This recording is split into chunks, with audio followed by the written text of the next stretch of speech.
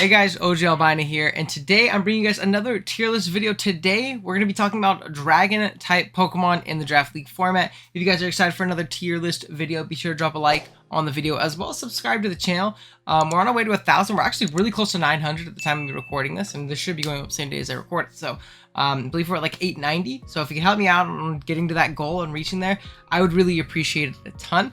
And yeah, with that being said, let's jump into it. So the dragon typing, as many of you know, contains a ton of incredibly powerful Pokemon.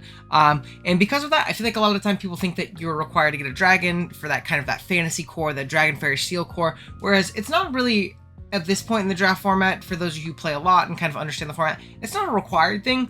But often these Pokemon are so good that you're going to typically see some on a team, whether it be for their offensive prowess with their great coverage, or their defensive utility as well. There's so many great, really bulky defensive dragons. So we're going to talk about a lot of amazing Pokemon today, and a lot of Pokemon you commonly see drafted, even if you don't necessarily need them on your draft league team. They usually do cover a lot of weaknesses and give a lot of offensive viability as well. So yeah, I think this will be a lot of fun. We're not going to go over Little Cup Pokemon or Uber's Pokemon. There are a couple Pokemon on this list that are like borderline allowed in some leagues, even though I think they shouldn't, and we'll talk about those at the very least. But yeah, we're not gonna go too crazy. Now, if I'm a little bit more mean to your favorite dragon type in this thing, it's just a product of what they are around, right? While I think pretty much almost every Pokemon on this list has some viability, some of them are just inherently way worse than the others. So they're going to be ranked a little bit lower on this list than they would, say, in their secondary typing list, like Grass, Dragon, whatever it might be. So just keep that in mind as we go through. I don't think these Pokemon are terrible. There's really only one or two of these that I think are like objectively bad. It's just a matter of how do they stack up against the other dragons in the tier list, if that makes any sense. Okay, I feel like we've rambled enough. We've explained enough. We can go ahead and jump on to our first one, which is going to be the iconic Mega Charizard X. I'm going to go ahead and put this thing in A tier. I think if you have sufficient hazard removal and you know how to position well and get this thing in, Zard X is a monster.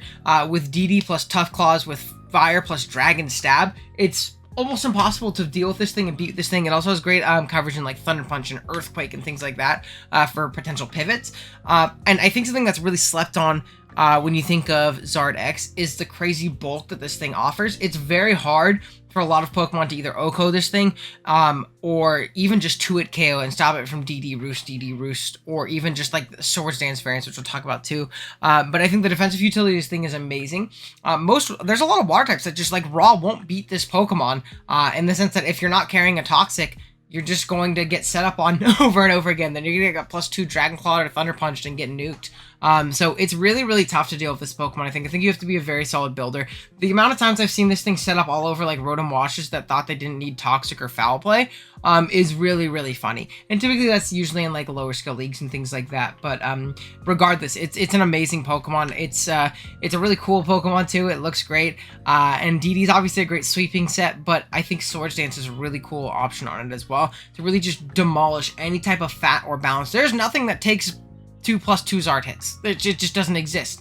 So I think this thing is really terrifying. It forces very specific prep and very specific play. And I think if you can keep hazards off the field and learn how to position it well, you're going to have a lot of games where you win because of Zard X. So this is a great Pokemon. Absolutely amazing.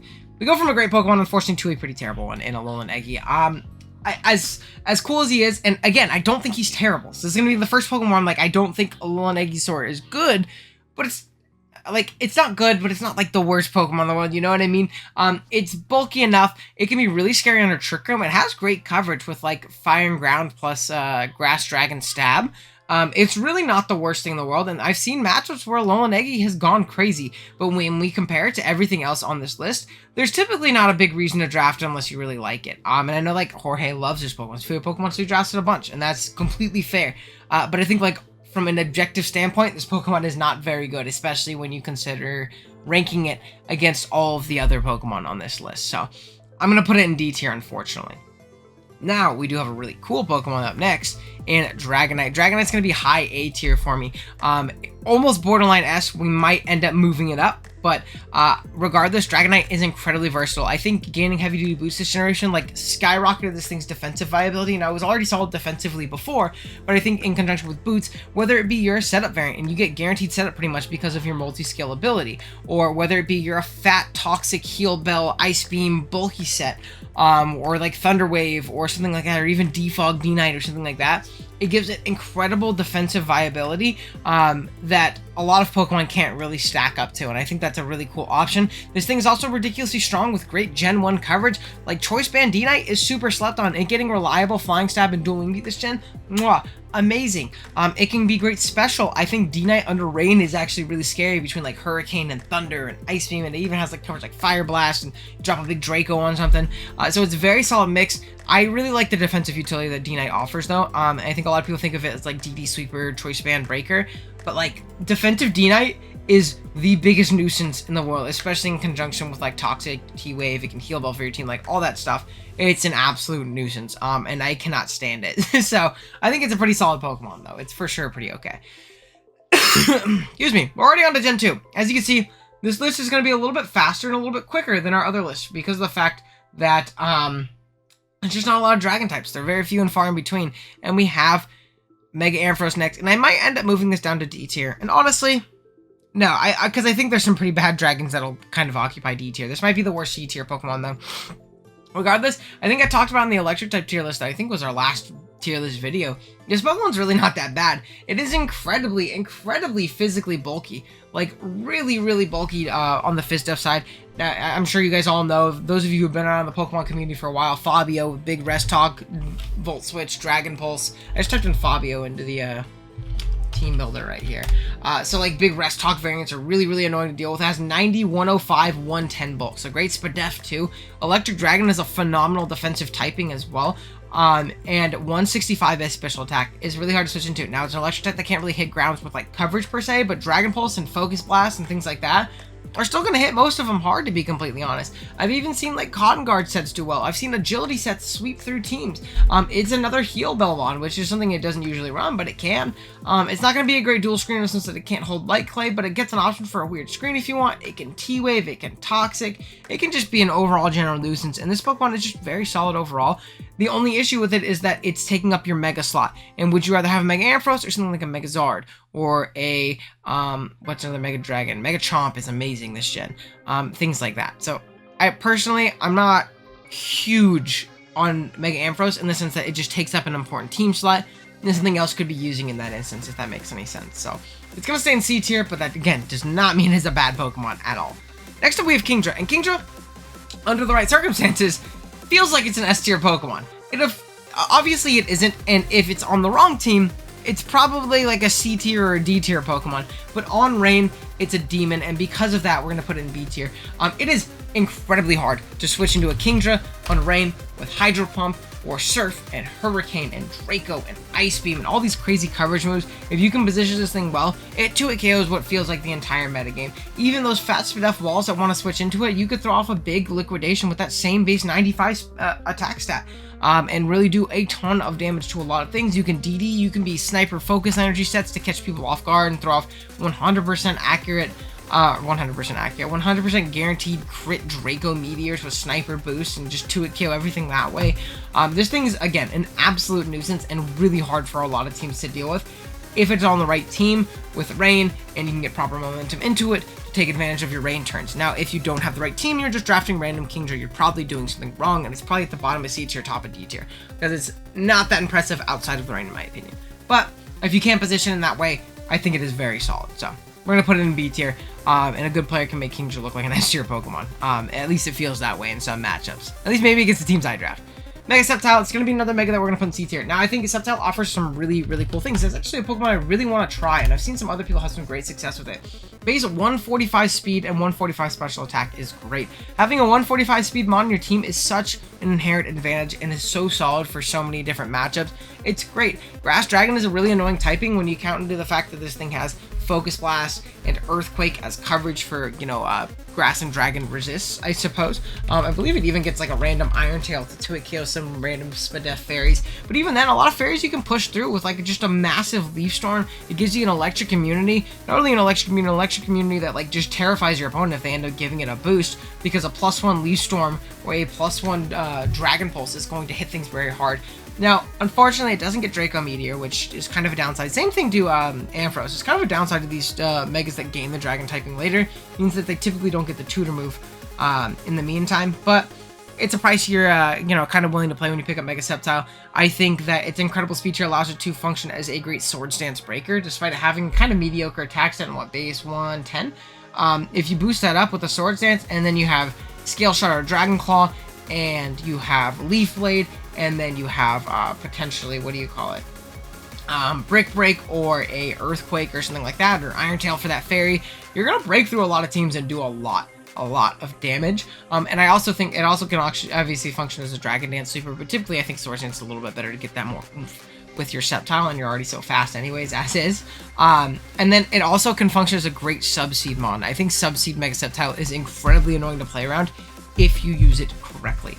And I think if you do so, it can be a great Pokemon. But again, it kind of suffers from that thing where you could have a Mega Sceptile, or you could get a much better Mega, and a much more consistent Mega across many matchups. And if Mega Sceptile was just a regular Pokemon, I think I'd probably even put it in like A tier or something like that. But it is a Mega, it takes up your Mega slot, and I think that's a pretty big disadvantage to it, for sure. Next up, we have Flygon. I'm actually gonna put Flygon at the top of B tier to make Kurt upset, because I know Kurt hates Flygon, but I love this thing. It has a very mediocre stat spread, highest stat being 100 in both its attack and speed, but I think this thing can flex into so many different roles. It could be a great Choice Scarfer, it could be a great Dragon Dance sweeper, it could be great with a Life Orb with like a mixed variant, it could be fully special, it could be a fat Defog mon, it could be a fat Toxic mon, it's a great pivot with U-turn. It's kind of just a nice mid-tier glue piece that can really round out a lot of teams, and I really like the Dragon Ground typing defensively, especially being immune to ground. It's just another immunity, and who doesn't like more immunities? In Power Ice, I think being removed really helped this thing's defensive viability. There's been multiple times this gen where I've gotten torn up by a Max Spadef Flygon because it switched into like so many different things on my team and just U-turned around forever and Toxiced and Roosted and all of that stuff. So I think this Pokemon is actually really, really good. I like Flygon a lot. It's not anything that's just going to like, top the kill leaderboards and be the best Pokemon, in the format or whatever it might be. But it's still absolutely amazing, and I think a lot of people should give it a little bit more of a chance, Mr. Kurt. But next up, we have Altaria. I'm going to put Altaria in D tier. It's something that doesn't necessarily excel at anything. Now, it's potentially like anti-weather, I suppose, with like, Cloud9. It could be Nap Cure as well, which is another cool ability, being a status sponge, which is typically what it's probably going to run more often than not. But again, it's bulky, but it's very passive. You're forced into boots a lot of weeks if you're bulky and things like that. You don't get anything like Calm Mind, so you can't really boost other than Dragon Dance, and you're just not the strongest in the world. It has solid coverage. It doesn't excel at anything in particular, and there's not typically a reason to draft it very often. It's just not a Pokemon I'm super familiar with or I would particularly spend points on. So that's just me. Mega Altaria, though, this is a Pokemon that is worth drafting. We're going to put it at the top of B tier. Mega Altaria is an amazing Pokemon. Dragon Fairy is a ridiculously tough typing offensively to switch into, unless you're a Steel type, which you have coverage for in Earthquake and Fire Blast, or defensively offensively to deal with and break through. It's really, really tough to deal with. This thing is incredibly bulky with 75, 110, 105 bulk. 110 in both of your attack stats means you can flex into so many different roles, whether it be the stereotypical Dragon Dance sweeper, or whether it be the special threat, just Roost 3 attacks, or even like Agility 3 attacks, or Agility 2 attacks Roost. You can be Cotton Guard and just become unkillable. You can be a Defog variant, a Toxic variant, a Heal Bell variant. There's so many different cool things that you can do with Mega Altaria, and I think it flexes really well onto a lot of teams. It's a great fairy even, and it's a great dragon type. It's a great sweeper. It does so many different great things. So I think it's great, and I definitely think it's worth a mega slot if you do end up drafting it. So B tier is definitely great for it. All right, next we got my boy. I'm gonna put my boy in A tier. I'm even gonna put him. I'm gonna put him right behind D-Knight. As much as I love him, I think D-Knight fits onto a lot more teams. Nah, dude, fuck it. I like Mensmore. I'm gonna say it. Maybe it's a little bit of inherent bias because it's my boy, my favorite mon. Hold on, I never showed this I think on a video, so I'm gonna show it. But Dad got me this for Christmas. I had to hang it up too. It's like a frame thing, and look, it's like like if like an archaeologist went and like found Salamence bones and like was writing about what they did. It's like it has Pokedex entries and like old writing on like super torn up papers. Like, oh, it's so cool. This is like my favorite, one of my favorite gifts I've ever gotten. So I wanted to show that off. But also show you guys I got a little bit of inherent bias. This is by far my favorite Pokemon, but it's still amazing, man. It is incredibly strong with what, base 130 attack, I think is what Mence hits. It's gonna be really embarrassing if I don't know its attack stat. 135. 135 attack, but as well as 110 special attack. So whether it be physical, special, mixed, it's ridiculously tough to switch into in a lot of instances, and especially considering its coverage. On top of having like Dragon plus Flying, which is a great stab combination, you have Earthquake, you have Fire moves, you even have like the random Aqua Tail and Hydro Pump for some reason. You can Rock Slide, you can even fucking Steel Wing if you want to for some reasons, and Headbutt Crunch, things like that. So very solid offensively, but I think what people really sleep on is the defensive utility that Salamence offers in conjunction with heavy-duty boots and obviously Intimidate. I think Fat Mence is honestly probably best Mence in a lot of matchups, whether it just be a Fat Hurricane, Toxic, Flamethrower, Roost set, or whether it be a Wish Salamence. Wish Mence is ridiculously annoying to deal with because a lot of times we're not really building for it. It can be a solid defogger. It's great with a Scarf on like Moxie sets and sweeping through that way. This thing is really good. It's really versatile. I think in the smart builder's hands, it can be absolutely phenomenal. So we're gonna go ahead and put it at the top of A tier. I'm not so crazy to put it in S tier, but I love this Pokemon, and I really think more people should give it a shot and open your mind when you're building with it more, because I think it could be absolutely amazing in a lot of matchups. Okay, next up we have Latias, and I'm gonna do Latias and Mega Latias, right? Or I'm gonna do Latios and Latios. Latias and Latios back to back. Latias, we're gonna go ahead and put in A tier, probably at the bottom of A tier. And we're gonna put Latios as our first S tier Pokemon. I like both of these Pokemon. I drafted them multiple times. I did have Latias as my most overrated dragon. On that one video where I did most overrated Pokemon of each type, but that's not that I think it's bad. I drafted a lot actually, and I'm usually actually disappointed with it every time I draft it.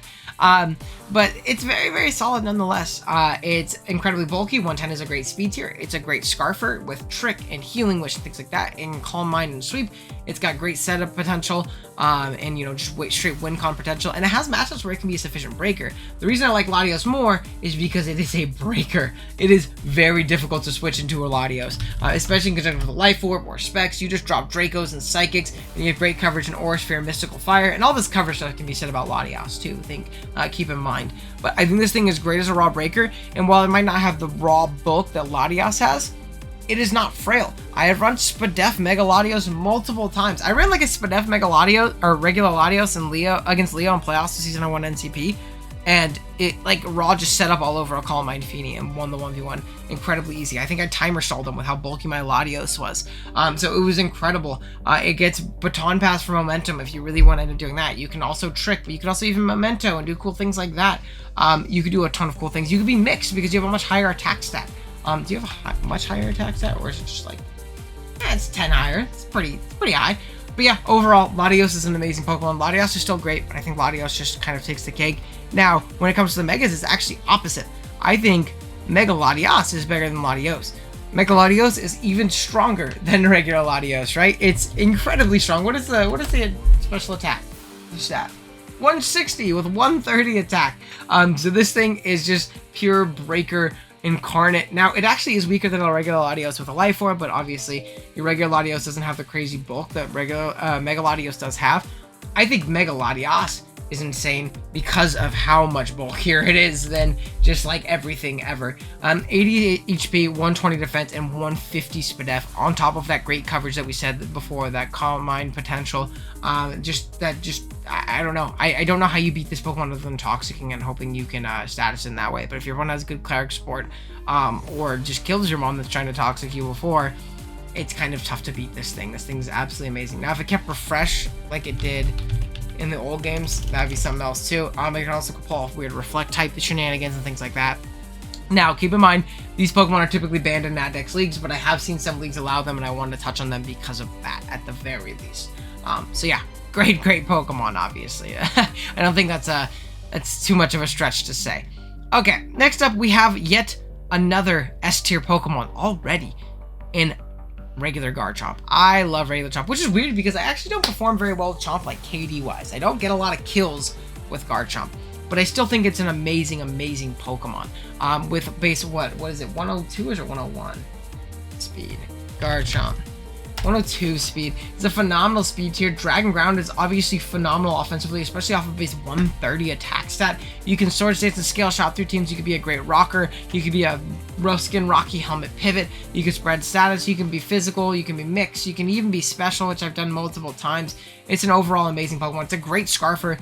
Chomp is almost impossible to switch into, and 2-hit KOs a lot of resists. It's just an overall great Pokemon. I don't think there's anything I really need to explain about Garchomp. Now, Mega Garchomp is something that I low-key, I'm going to put an S tier. It's a little bit worse than regular Chomp in the sense that it can't flex into a different item, and it's a slower speed tier. But if you draft Mega Chomp on the right build with the right support, this Pokemon is insane. In the right hands. At 170 base attack off of Dragon Ground Stab, you gain an incredible amount of bulk, 108 HP, 115 defense, 95 speed F. In a metagame where there's no hidden power and this thing can boost its speed with Scale Shot. This thing got an incredible buff in Scale Shot this gen, even more than regular Garchomp in my opinion. It's a great rocker, it's a great mix, just like regular Chomp has a much higher special attack stat. What is it? 120 special attack, so you can be full special very easy. This is like the definition of overkill the Pokemon, whether it be in its design or whether it be in how it plays. It OHKOs everything. Swords Dance, Mega Garchomp, 2-hit KOs or OHKOs the entire game. Just bar none. It just OHKOs or 2-hit KOs everything. There's not anything that takes 2 of those hits. Even things like Scarm are gonna get Fire Fanged. Like, it's an insane Pokemon. I absolutely love Mega Chomp. I've used it multiple times, and I think I've actually performed better with Mega Chomp. I get Garchomp is a little bit more desirable because, again, it doesn't take up a Mega Slot, and it can hold an item, and it's faster. But Mega Chomp, I think on the right kind of build, is an incredible Pokemon, and I'm going to put it in S tier for its value. Okay, we're already done with Gen 4. There is 2 dragons that we could do in Gen 4, which is pretty funny, but that's it. We can move right on to Gen 5, which is going to be Haxorus next, and Haxorus is an incredible Pokemon. I'm going to go ahead and put it in the bottom of B tier. Geez, we're a little top heavy on this list, right, boys? But Haxorus is really cool, actually. I think a lot of people, I've drafted it before. I haven't drafted it in years, but I've drafted it before. Base 147 attack is nothing to scoff at. It got cool priority and first impression, got access to close combat instead of superpower this gen. It's great with a Swords Dance or a Dragon Dance, and it's really all it does is it comes in, it tries to set up, and it clicks a button, or you bring Choice Band and you 2-hit KO and OHKO everything. It's not very versatile. It doesn't offer much to a team other than being just an absolute monster, but it's very good at being an absolute monster. This Pokemon is really, really cool. It's got 2 great abilities for a setup, sweeper, or breaker, and mold breaker, and Unnerve. Not being able to hold a resist berry when you're coming in to take a +2 earthquake from this Haxorus on your steel type is not usually a good time. So I think that's really solid. Or just not being able to have like your Mold Breaker, your Sturdy Mon live a hit from it potentially because of Mold Breaker or something like that. And there's obviously other applications too. It's the first one I can think of off the top of my head. But yeah, it's an amazing Pokemon. It's very, very solid. I like Haxorus a lot. It's just hard to fit on a lot of teams, in my opinion. Okay, Hydreigon. We're going to go ahead and put Hydreigon up here in S tier, probably above Garchomp. I know a lot of people don't like Hydra. I think it's an amazing Pokemon. It's a great facilitator of other offense. It's just a U-turn bot in a lot of matchups where you have those scary fairies that you're playing against. However, if you have that matchup where you're not playing a terrifying fairy and you can go with like a Specs Hydra variant and just rain Dracos and Dark Pulses on the other team, you're going to have a good time. You have good coverage for said fairies and Flash Cannon. You have Earth Power and Fire Move and Water Move and a bunch of different options in that regard, which is great. You're going to U-turn around. You're going to be a great choice Scarfer, great with the choice Specs, and obviously that's a given. But what I think a lot of people sleep on is, again, the defensive utility that Hydra offers, or stall breaking variants of Hydra, how good they could potentially be. And I think Stall Breaker Hydra is actually like one of his best sets. Obviously it gets access to Taunt when I'm saying Stall Breaker, but also gets access to Roost. So like Life Orb, Taunt, Roost sets can be incredibly annoying for a lot of teams to deal with. Again, those mediocre fairy teams, and there's a lot of them, especially if you're playing Galar decks with Hydra. I think Galar decks Hydra is like a demon. It is very tough to deal with a lot of instances when you also have to press for Nasty Plot. You also have to prep for Dragon Dance. You also have to prep for so many different terrifying things. This thing can be an amazing Pokemon. I really, really do like Hydreigon. I think it's great. And yeah, it's pretty solid though. Next up, we have Kyurem. Oh man, I want to put another Pokemon in S tier. I have a problem. I really like top-end dragons. I think they're absolutely incredible. Oh my goodness. Yeah, I can't justify not putting this Pokemon in S tier. Now, I do see it slowing down. I don't think there's actually going to be many more S tiers. There might be like 2 or 3 of them. I'm going to put Kyurem in S tier. This is the most S tiers we're going to have in a video, and I don't apologize for it. This Pokemon is incredibly annoying to deal with. In conjunction with heavy duty boots, sub roost sets are terrifying, especially now that you get freeze dry. You don't have to run toxic on your sub roost sets for the bulky waters. You just beat them down incredibly easy. You have earth power for the bulky steels and things like that. All of your ice resists, really. You can rain specs, freeze dries, and Dracos and ice beams down like it's nobody's business. Reliable recovery and roost. You can be Dragon Dance, Icicle Spear variants, things like that. This Pokemon's amazing. It's really good on so many teams, and it's so hard to build for, especially with pressure. PB stalling Subtoxic Kyurem is also an amazing set too. I absolutely love it. I've seen it 1v1 steel types with no coverage for them. Very easy because they just run out of moves to hit it, and it just peppers them down with freeze dries, especially considering that a lot of ice resists don't have reliable recovery or ways of keeping themselves healthy, so Kyurem can just whittle them down and wear them down over time. Next up, we have Kyurem Black, and I'm going to put Kyurem Black on this list for the sake of including it. Now, Dragon Dance Kyurem Black under no circumstance should ever be allowed in the draft league unless it is an Ubers or an S tier league.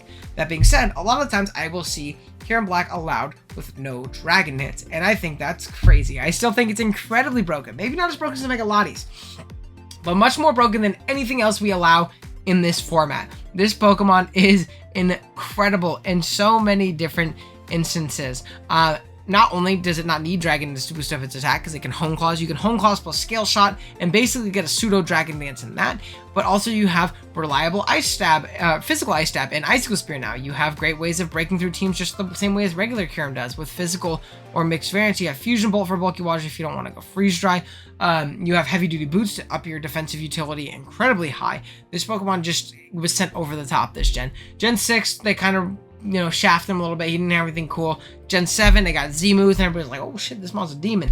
Freeze dries, Free Shock's an instant KO. And then Gen 8, they were like, okay, no more Z-moves. Sorry, guys. But we're going to make this Pokemon incredibly broken now. So don't worry about it. You don't have to play with it anymore. Yeah, it's an amazing Pokemon. I don't think there's anything else to say. It's really, really, really solid. Next up, we have Dragalge, and I think what I'm actually going to do is I'm going to move Haxorus down to C tier. I think it's great offensively. I think it'll offer very little defensive utility. And I'm going to put Dragalge at the bottom of B tier, which is pretty insane. We're going to put it in C tier, top of C tier. I really do like Dragalge. I think it's an amazing Pokemon, whether it be specs variants with adaptability. You have Draco plus Sludge Wave that just nukes through so many different teams, especially considering a lot of teams' way of checking dragons. It's going to be fairies. You just Sludge Wave through them, they die. In fact, you usually check the fairies. Much less them checking you. You can also hit the bulky steels that come in with Focus Blast. You get Flip Turn for momentum. You get water coverage as well because it used to be a water type. It's overall a really solid Pokemon. It is great with an Assault Vest, which is insane Spadef stat. What is it again? 123 Spadef. So it really, again, checks a lot of fairies with an AV, which is really, really cool. You can Toxic Spike as well, which is a great option. You get cool coverage like Thunderbolt for like the random Skarm Celesteals of the world. And yeah, it's just an amazing Pokemon. It's really annoying to deal with. It's really hard to switch into in every matchup. Its big downside is that it is incredibly, incredibly slow, and it's a poison that doesn't resist Fairy. But again, it can still check Fairies very well. Don't get me wrong. I don't think it's a bad Pokemon, to say the very least. Okay, next up, what do we have? We have Tyrantrum. I think Tyrantrum is also going to go here in C tier. I'm going to put it at the bottom of C tier, though. Again, this Pokemon has some defensive utility, being a bulky rock type. I've seen FizzDef Tyrantrum actually put in some work. I've used it before. I brought Rest Talk to check a Ho-Oh in an Ubers League one time, which was cool. Basic 121 attack stat, which is great with both of his abilities, and Strong Jaw or Rockhead. Rockhead plus Head Smash is really tough to switch into. Stab Head Smash, especially considering you have great coverage like Close Combat and Earthquake and things like that. But really, you're going to be like either DD or like a Rocks 3 attacks or like a Scarf or Band variant. It's not very versatile. It's very strong offensively, but it has a very mediocre speed tier and a very bad Spadef stat. So it can be taken advantage of pretty well. It's just very tough to switch into, which again, a lot like Haxorus, but I'd rather have these Pokemon above it, personally.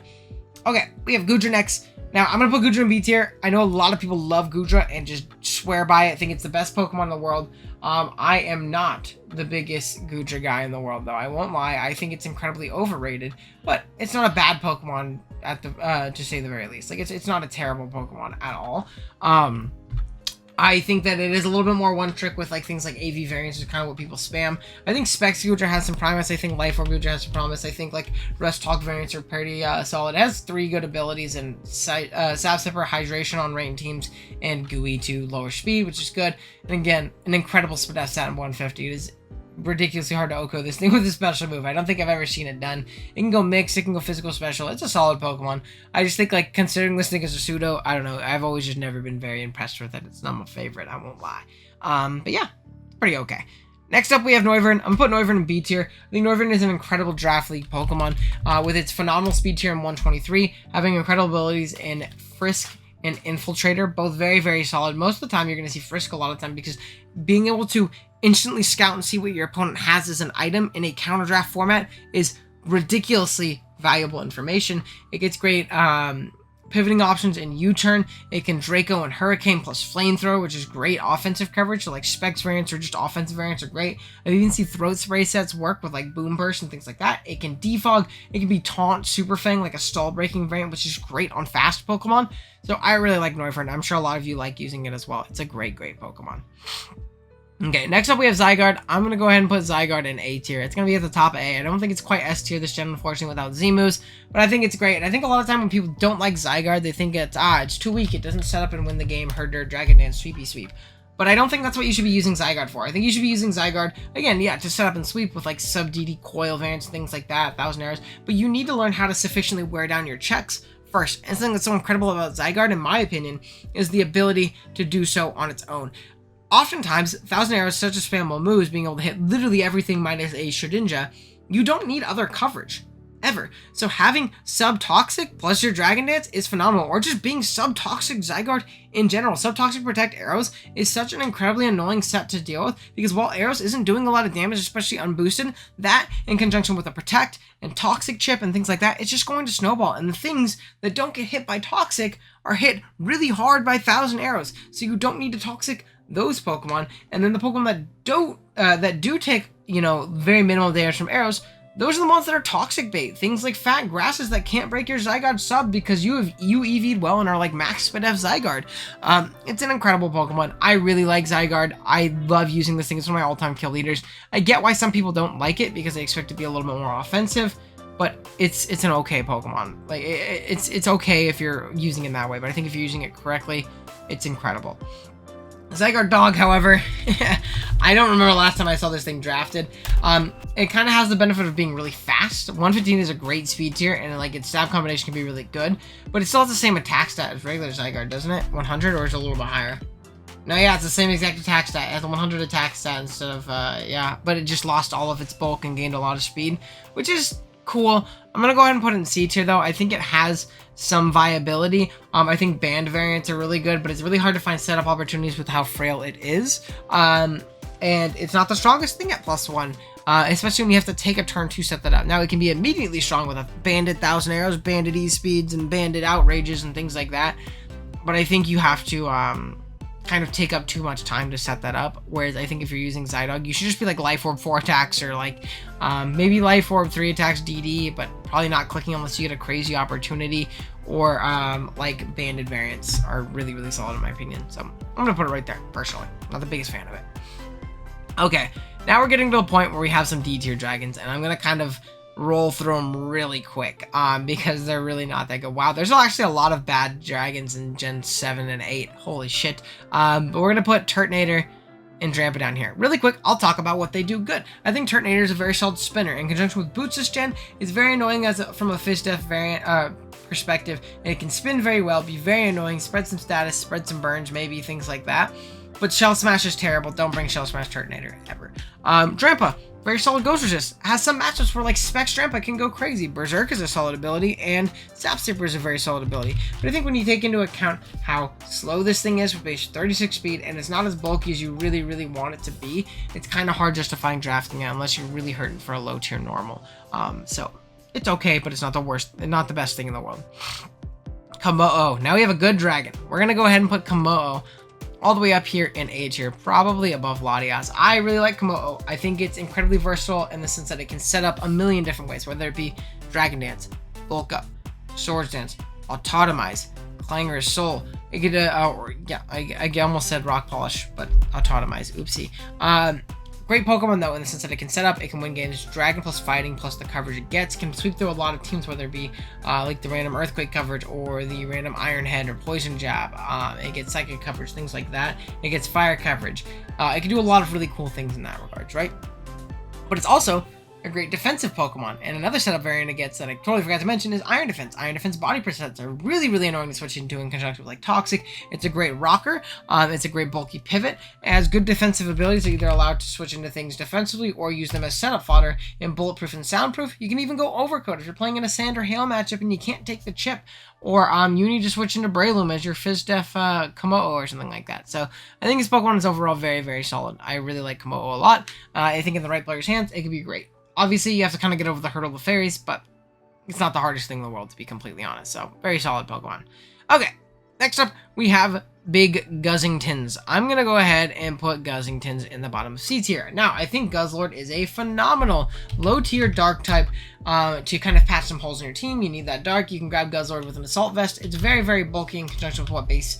223 HP? Why do I know Guzzlord's HP stat before I know my favorite Pokemon's attack stat? That's annoying. But regardless, incredible Pokemon. Very, very solid for its price point. Obviously, it's not the best Pokemon in the world via its price point. Obviously, it's down there for a reason, but I think it's very much so worth drafting all the times. I've even seen Specs Guzzlords put in a lot of work. I've seen Guzzlord under Trick Room put in a lot of work. And you can obviously spec it in a way that you're going to get the boost that you really end up wanting to get, either in your attack or your special attack, which is really clutch as well. So, very solid Pokemon, has coverage to hit the things it doesn't like, and is very, very bulky if invested correctly, because you never really need any HP investment, which is cool. So, yeah, that's going to be Guzz. I don't know if I've ever seen a Natdex League allow Naganadel, so I'm going to leave it alone. If I were to rank it, it'd be up there in S tier. It's a broken Pokemon, but I'm not gonna. Next up, we have Flapple. Flapple's going to go at the bottom of D tier. He might end up getting the title as the worst Dragon type in Draft League. Flapple's just not very good. It is, I suppose, very strong. Hustle, and base 110 attack. And Grab Apple is a really cool move in the sense that it always lowers defense provided you hit. But it has terrible coverage. It really has Dragon plus Grass, and that's it. It can't really do much else. It can U-turn and Sucker Punch, which is cool. It can even set up Dragon Dances if you, for some reason, somehow find that opportunity to set up, but it's not reliable. And it's walled by very common typings like Steel, which is, you know, really unfortunate. Not the best thing in the world. So maybe if this thing had a little bit better coverage, it would maybe be worth a niche random spot. But in my opinion, don't ever draft Flapple because it sucks. Next up, we have Appleton, who is a little bit better, but not great. It has good defensive utility. It's the exact opposite, actually. It's 110 HP with 80 defense, 80 speed def, and Thick Fat as an ability, which is phenomenal in a Grass Dragon typing, making that that Ice weakness only 2 times, and then basically making it a Fire resistance opposed to a neutrality, which is great. Apple Acid is a very spammable move in lowering the target's speed def, especially that. Plus, like, Leech Seed can be very, very annoying for a lot of teams to deal with.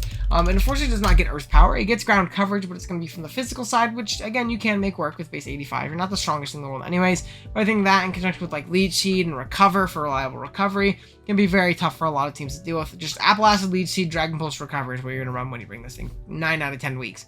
And it can be pretty solid at it. So, it's not the worst Pokemon in the world.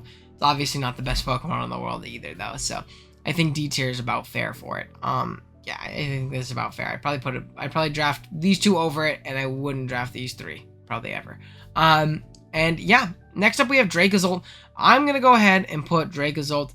I'm gonna put Dracozolt at the top of C tier because I think Dracozolt on sand has incredible potential. I know a lot of people think it's kind of weak without Hustle, but I think with a Life Orb, it can kind of make up for it in conjunction with Bolt Beak really hitting things hard, and then just having nice, strong, high base power moves, and being able to drop big Dracos from a mixed side, or big, strong Life Orb Dragon Claws, or Earthquakes and Fire Fangs and things like that, which is very solid. But I think outside of sand, it's got very little utility in my opinion. I'm not the biggest fan of just like regular Dracozolt. I don't think you should ever draft that personally, but you know, that's just my opinion. Then we have Dracovish, who we are going to put I believe in probably high B tier, probably above Noivern. I have kind of seen the light in the sense that I've used Dracovish finally, and I realize it's a pretty solid Pokemon. It's not very versatile, but Choice Scarf and Choice Band is all you really need to run. And if you can position it well offensively in front of something, you can click Vicious Rend plus Strong Jaw and just nuke through things. I think that Sandvish isn't very good. I think maybe having a Sand aspect, like it plus Drill, so you have the option to go Sand is cool. But I think 9 out of 10 weeks, you're probably going to run Strong Jaw and Scarf or Band. Maybe like a random subvariant if you play like a Toxapex or some shit like that. But most of the time you want to put yourself in a position where you're only clicking Vicious Rend. I think a lot of times people have like Dracovish syndrome where they'll bring like some weird sub-super Fang Dracovish to beat Tangela or whatever check it might be, which is cool. But then you're not as scary against the rest of the team because you're not faster than them and you're not like threatening band damage and things like that. And it just, you know, kind of takes away that pure raw breaking power that Dracovish can really do. So I think it's best when you're using it just to hurt or Scarf Band. And I think there are some matchups where it's just impossible to deal with. But overall, it's still very, very manageable in a draft league setting, unlike Smogon. Next up, we have Dragapult, and Dragapult is going to go at the top of the typically allowed Pokemon. It's the best Pokemon in the format, so it'd be kind of hard to put it anywhere else, right? Incredible speed tier, incredible move pool, incredible status spreading opportunities, incredible defensive utility, especially with boots and all the stats that it offers, incredible breaking potential with like specs or band variants, great pivoting potential. It's all stuff you've heard before. It's obviously the best Pokemon in the format. Anybody who tells you otherwise has not played enough Draft League. And then lastly, we have Regidrago, which I think I'm going to put one above Flapple. Flapple gets to be the worst Dragon type in the format. I didn't forget any, did I? I didn't know. Yeah, it's crazy because like if you look at the calcs that this thing threatens, like the damage this thing can do with Dragon's Maw and like Dragon's Energy or whatever it is, which is just Dragon Eruption, or just even just Draco Meters. It's insane, but you're walled by a typing that is typically always going to be used in the format. You can obviously boom and try and get rid of them, I suppose, but a lot of the times I feel like it's just not worth drafting a dragon that can't force any type of its own progress and has to stay at full to have that, you know, insane damage output from Dragon's Energy. Now, I would rather have it than Regieleki personally, because Regidrago is typically cheaper in some leagues that I've seen, and it looks funnier, and booming and getting rid of a fairy seems like it'll benefit the rest of my team than booming and getting rid of a ground, depending on what my draft is. But yeah, it's still a pretty bad Pokemon. Like, I'm not going to pretend like it's good. It's pretty shitty. So it's going to get to stay down here in D tier. And yeah, that being said, that's our tier list. Let me know what you think in the comments below. Let me know if you think I'm crazy for putting Mega Latios in S tier. And we can get you the help that you need. But thank you guys so much for watching. If you enjoyed, drop a like. If you're new here, drop a sub. And I will see you guys in the next one. Later.